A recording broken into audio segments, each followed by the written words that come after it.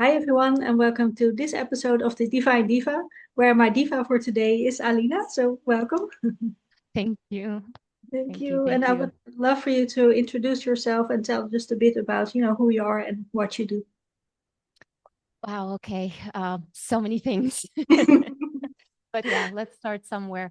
Well, I currently live and teach out of Mexico, but I was between Mexico and Montreal.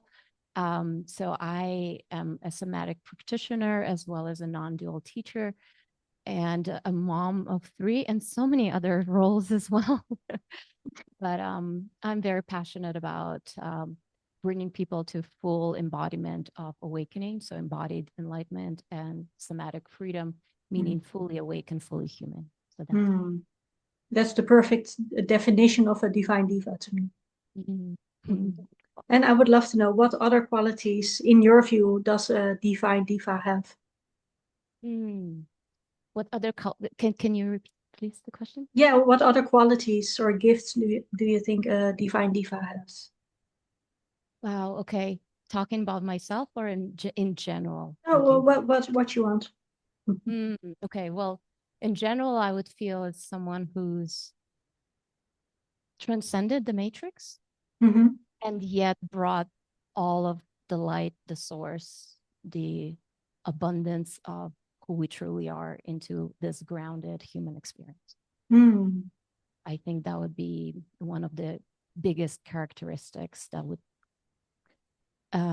yeah, express of divine origin and Hmm. yet embodied feminine here on earth. Hmm. And when I say embodied feminine, is just um, being a responsible human being on all levels, whether it's parenting, whether it's being, yeah, a daughter or a partner, whatever roles we play here to Hmm.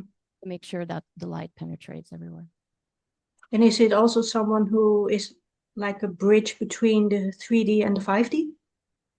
Yeah, I don't know much the terminology of 5D. I can relate to 3D. We all can relate to that, right? I probably call it, the human experience or the matrix. Um, what's your definition of 5D so that I can Hmm. understand from Well, for you? me, it's the spiritual one. Okay, I see.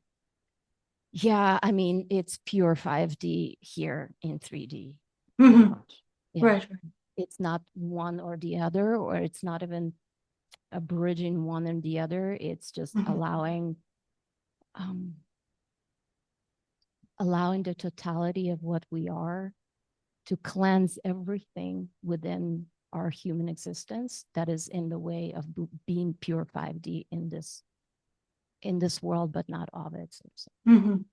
Yeah, to me, like when I visualize that divine diva, I always see her like with her feet rooted into the earth, but with the Mm. crown chakra wide open. That's her Totally, crown who sparkles. totally, totally. So connect with that image. Mhm. Definitely roots. I'm extremely earthy person. Mhm. Yeah, been barefoot half of my life, Yeah. connecting, right, grounding, and yet also expanding. Yeah, Mhm. yeah. And also, like in your spiritual awakening, what were some of the most oh, sorry, English is not my first language. Pivotal moments that Mhm. were of essence to you in that awakening? Wow. So many. A lot of it actually, interesting enough, looking back, they were all a lot of dark moments. So really Mhm. kind of mini dark nights of the souls, mini endings. And that obviously threw me into, first of all, into seeking. So being burned down by seeking happiness, seeking contentment, seeking connection, intimacy through drugs and alcohol, honestly. Mhm. And my body was so burned down by inability to function anymore after yet another party, yet another amazing connection, wonderful music, um, and conversations and beautiful, oneness, Mhm. and yet it was all medicated. It was all brought about through certain substances. So when my body couldn't recover, I think the most pivotal moment was when I just said, enough is enough. I cannot. I just gonna kill myself. And so I decided to take a yoga class when I was about to turn 27. So instead of celebrating my birthday, which was coming up in 2 weeks, the way I knew how to, I just decided to take a yoga class, a free yoga class in the Shivananda yoga tradition. And that was it. That was like literally grace coming down and just taking a class. Nothing special, right? It's just was nothing special. And yet something was remembered. And with this, I'm like, oh my gosh, there's something here, and I have to embark on this journey. And so this pretty much changed the destruction mode into really looking for how to find happiness, contentment, intimacy, oneness without all the medicated, substances that I used to use. Yeah, because sometimes it's not those like big light bulb type moments, but it can be, like you said, just a remembrance. Because I remember when I went through a dark time, I was always trying to think my anxiety away, but I was totally disconnected to my body. And it was only when someone else said to me, like, you can't think your thoughts away. I mean, you just can't. You have to connect to your body and say, okay, what is this trying to tell me? And find your calm there instead of trying to calm it here, which just makes it worse and worse because the thinking doesn't stop. You have to center yourself and return to your body and your breath to send like this calm message to your mind, which in turn will then calm the mind. Yes. So that was exactly what you're saying. It's just like getting out of the head and trying to, medicate my trauma out of myself to connect and overcompensate, how I can do this better is just like, okay, I need to come back to myself. I need to come back to the breath. I need to come back to the body. I need to come back to, okay, what else is here? Right. And obviously started meditating, started yoga, my whole yoga routine. And not even, I didn't even take a class. It was just the classes were given like 2 weeks later, but I couldn't wait. Like it was such an urge that I'm like, okay, I'll just buy a book. I'll just do it at home, and just started the journey on my own. And well, maybe like one of the other very, very pivotal moments is, we never know what comes on the other side when we say yes to ourselves. When we say yes to go beyond this conventional conditioned realm that we know it, and as we know it. And what started happening 2 weeks into my meditation, very spontaneously, another remembering happened, and just beyond body experience. It was just intuitive way of meditating, the way I positioned my attention. And that pretty much generated a sense of beyond body experience, pure void, pure absorption as being the void, beyond body. It's just pure darkness. Actually, it was pure darkness, not something we imagine it to be, but it was the most homiest, something we're all actually seeking, right? It's just like pure relaxation and knowing everything at the same time. And so that it just was for a brief moment. And that brief moment of remembrance started a Kundalini, a spontaneous Kundalini awakening. So a very terrifying experience in that moment. Now I can come back, re-experience it all over again anytime. But at that time, like my ego, my heart, and everything was in such terror.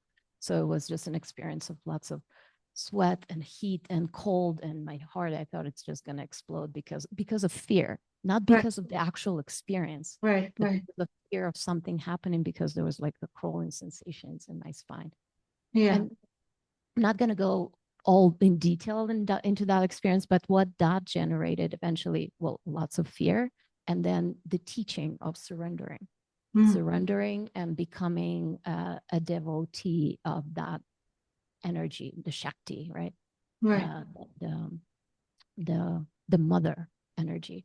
And so I slowly got through some deep mystical initiations, yogic initiations, and that helped me also to return, because everyone told me, like in the yoga center, stop meditating. I'm like, I can't. Like, Why should you? that's something. This is a flood that I cannot stop. It's just, Divine.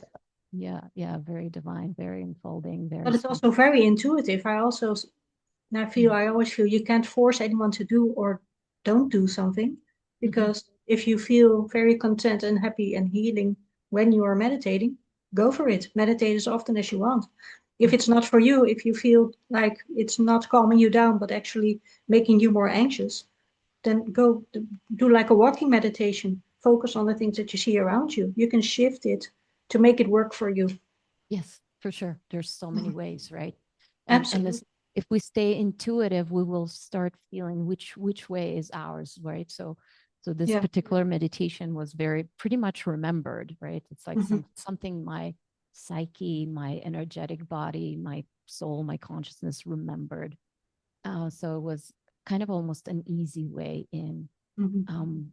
So really, really grateful to that experience, because eventually that brought me obviously on the mat and on the cushion, and through a really dedication, really focused dedication to the path of yoga and the path of enlightenment. Mhm. Yeah. Wonderful. And for this next one, I would like to use a quote from Yes. you.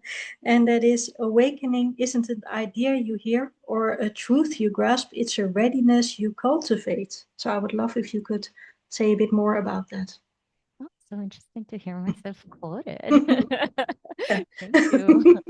Um, yes. Oh my gosh, big time. So what I see, what I see in the world, and so many people chase enlightenment from the perspective of the mind and from the perspective of running away from their trauma. Mhm. And okay, done that too, right? Mhm. And my trauma accumulated in using drugs and alcohol to run away from my pain. So, but you see, when we turn around and start noticing that we can use our trauma, or this, what I mean by trauma, we all have repressed emotions. We function from fear. Ego functions from fear, Mhm. as well as it is attached to its own suffering. And so this suffering can be used as longing, because within this suffering, there are unmet needs. Mhm.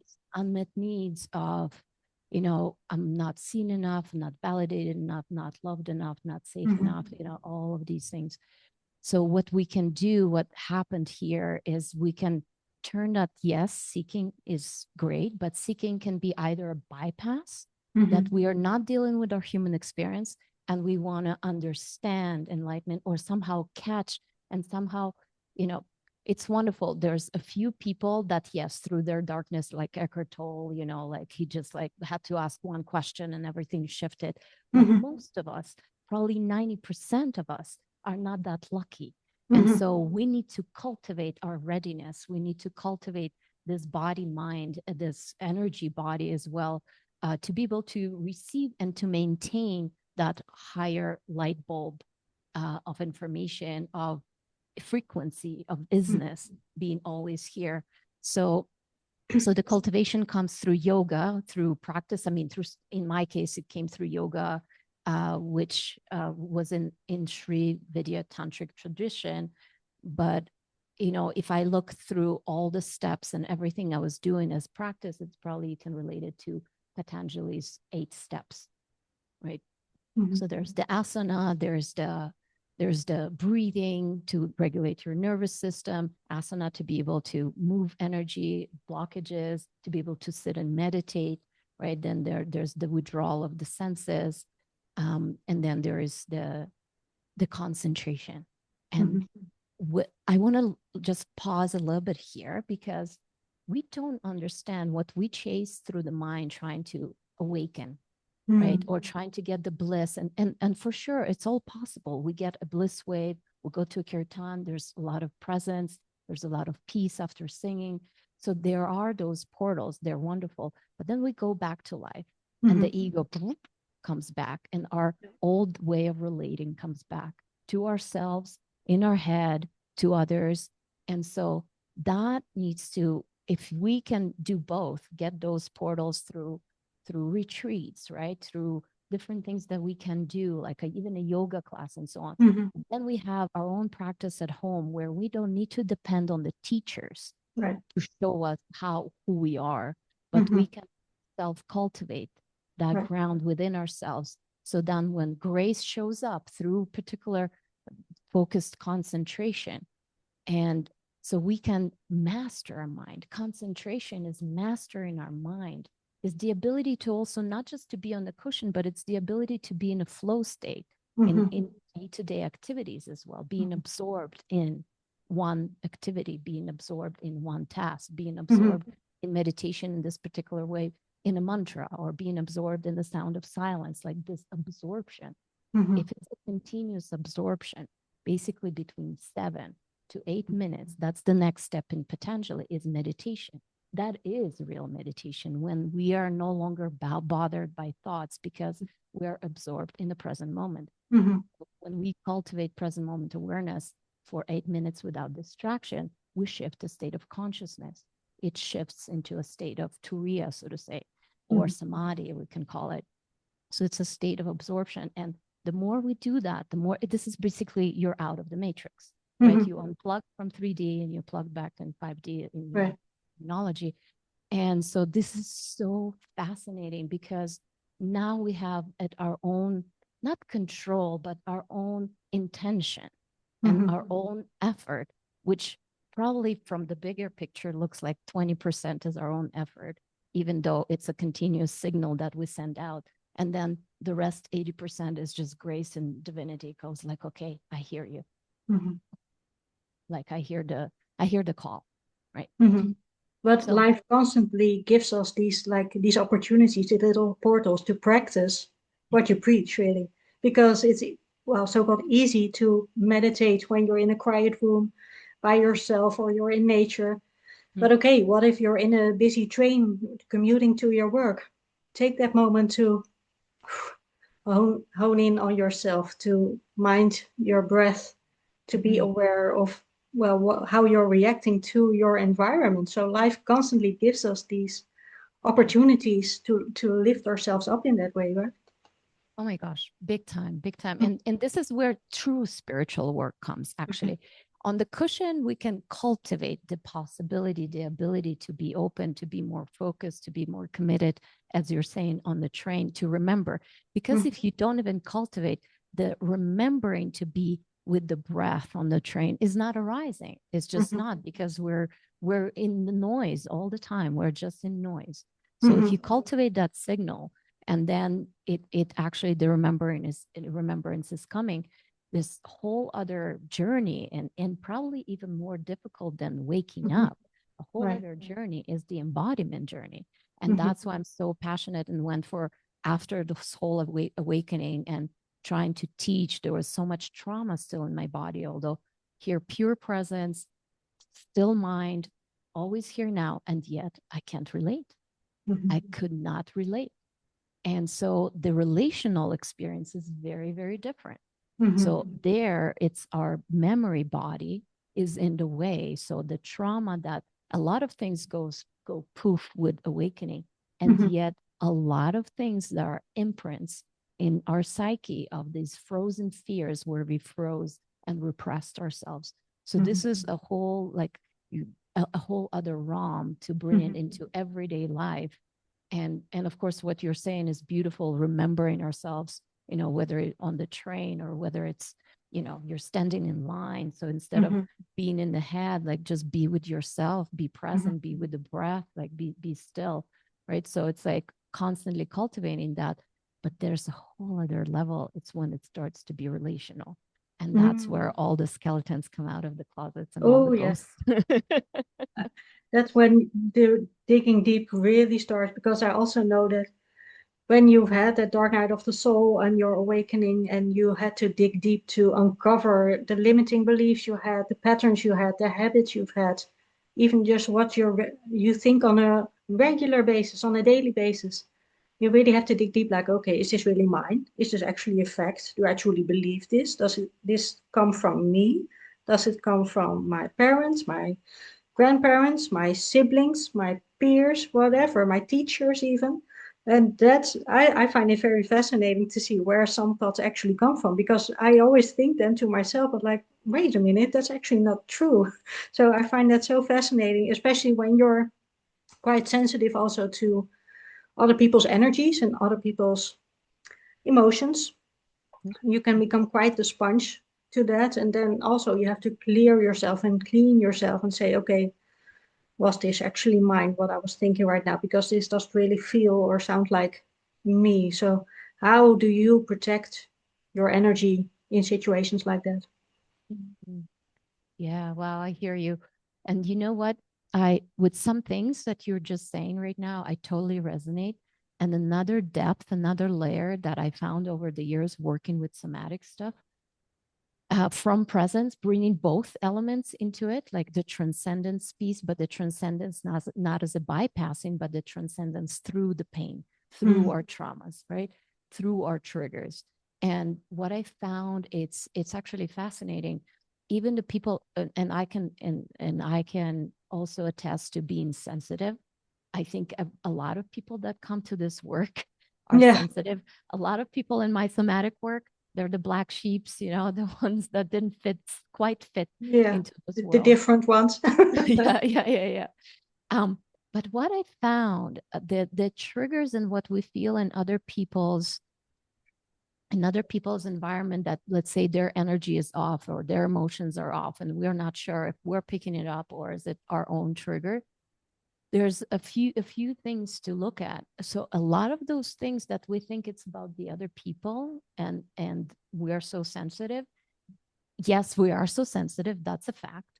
And yet what is getting triggered in you, it's an old story that probably mirrors to you Mhm, you're an aggressive mom or an absent dad or a bully in the school or whatever it is.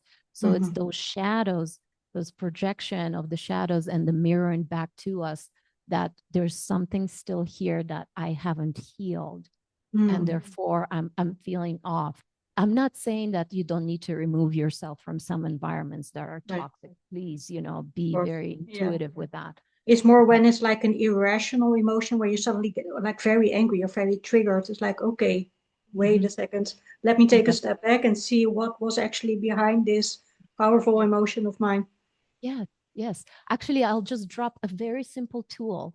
We call it the boomerang. So the boomerang, you would just, every time you feel triggered, what you can do, well, if you have a space to go to a bathroom and be alone for a moment to close your eyes, I would go and do that. So when you close your eyes, you can imagine again that person or the situation.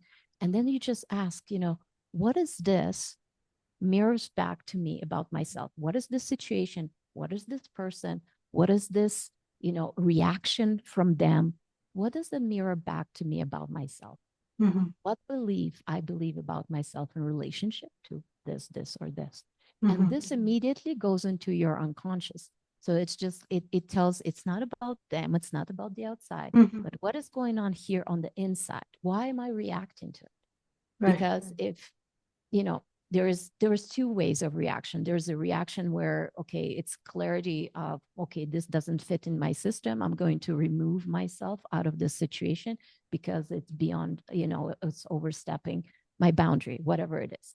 Maybe an Mhm, aggressive person, or maybe mhm. disregarding, disrespectful person, whatever it is. This is self-protection. Wonderful. Right.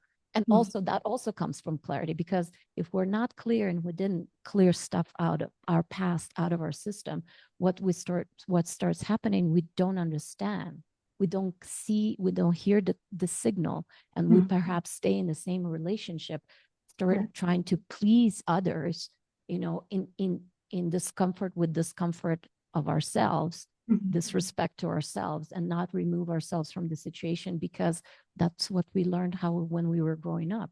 Maybe mhm. we're taking care of our parents, instead of them taking care of us.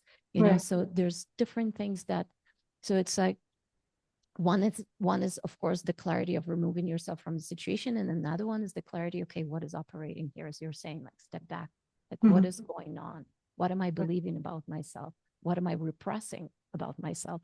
Simple things like, another tool is, like reversing what's happening. Like, I can be open and vulnerable with this person, and Mhm. your whole system goes, no, I can't. So there's also repression then going on. It's very fascinating when we learn the language of the unconscious, and we learn how to communicate and understand what's going on, and therefore we can enter deeper into those layers and liberate them, right? Alchemize. Yeah, because it's all about creating awareness of your own patterns and your own behaviors. I always say all healing starts with awareness, because you can't heal what you're not aware of. Right? Yes, that's it. And it's deep unconscious. And I have another quote from you. And that is, your attention is not in the way, it is the way. So I'd love to know a bit more about that. Yes. Oh gosh. Yeah. It's, every time I get triggered now, well, it's very different how I live right now. It's very, very, very occasional. And I'm almost ecstatic about actually having a trigger. I'm like, oh, here it is. A part of me that is still feels separate, a part of me that still feel not whole. And so it's the tension that invites us. It's actually evolution. It's an evolutionary tension that tells you as a red flag, like, hey, alert, look, be aware, right? Something is off. Something.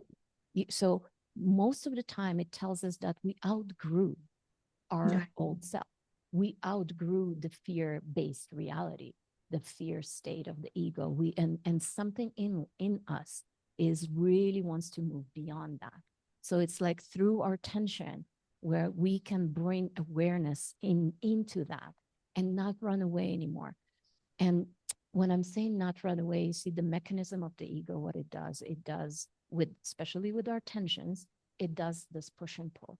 It wants to absolutely get rid of it. It's like, okay, I don't want to, like, I'll distract myself. I'll numb myself. I'll eat, I'll whatever, talk or scroll. And so we want to run away from it. That's one direction. So we're in resistance to it. And the other part, when we look deeper and we start exploring and investigating through somatic inquiry, we understand that we're also attached to it. Like that's the only way we knew how to relate to ourselves. So when we look deeper, there's like this grasping on to our suffering, to our tension, and pushing it away. And that's where saying like, wow, your freedom just lies right there. Because if you can bring awareness and stop doing this push and pull, you're deconstructing the ego structure that is running unconsciously. It's just when we make everything conscious and we're finally ready to feel, because inside there might be a deep cry, there might be lots of rage and anger, there might be lots of shame. So we don't know until we don't look what is it there in our bodies carries as tension. But there are definitely, it's the wound where the light enters, that's for sure. Well, my last question is always the same, and that is, when do you feel most divine? Oh my gosh. Wow. Recently, since I've been working under a platform of my somatic mentor for 5 years, I've been training, teaching big groups, small groups. And so that was lovely. And then the time came to grow out of it. So now I'm on my own for the last year or so. And it's interesting because you're in the unknown territory. I never had a business before. You're in the unknown territory. So you listen, I have an amazing business mentor, and you listen to all their structures. And it's like trying to fit into in somebody else's mold. But recently, the discovery was, wow, it's not the other molds. Yes, I'll take what serves me, I'll discard what's not, and I'll add something of my own. And something of my own, this is what was extreme, beautiful, graceful gift lately, is your own resonance. It's basically what drives you, what makes you happy, what gives you joy. And so it was not necessarily the egoic marketing, scraping kind of for crumbs here and there, but it was just like, oh, it's poetic writing for me. I love writing. I love storytelling. So it was just storytelling and just really pouring out being the mirror, right? So basically serving. Here I am, just one step ahead, but look where you could be. And that there's just the whole universe is there to have your back.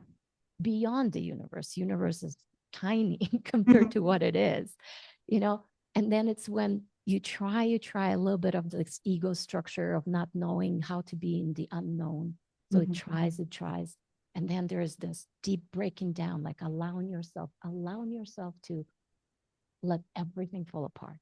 And then when you allow yourself to let everything fall apart, meaning the ego trying to know and trying to figure things out, it's just like you surrender and the universe have like you're in the arms of the beloved right there. And the resonance from that state, the resonance from that sharing, magic. I have like things showing up here left and right before I even say it, photographers, web designers, it's just like so there to serve you, to help you. So it's this divine resonance of serving, not as others, but really, really as yourself. Still a service. It's a dharma, right? It's right. Being open to be supported. Right. Not doing it. It's like, it's not an ego trip. We have to evolve. There has to be like new ways of, and it's not about standing out in the crowd. It's about pure frequency that vibrates through finally you becoming just you without the fear of being yourself. Yeah. Thank you so much, Alina. Thank you. It was a joy to talk to you, truly. Yeah. Thank you.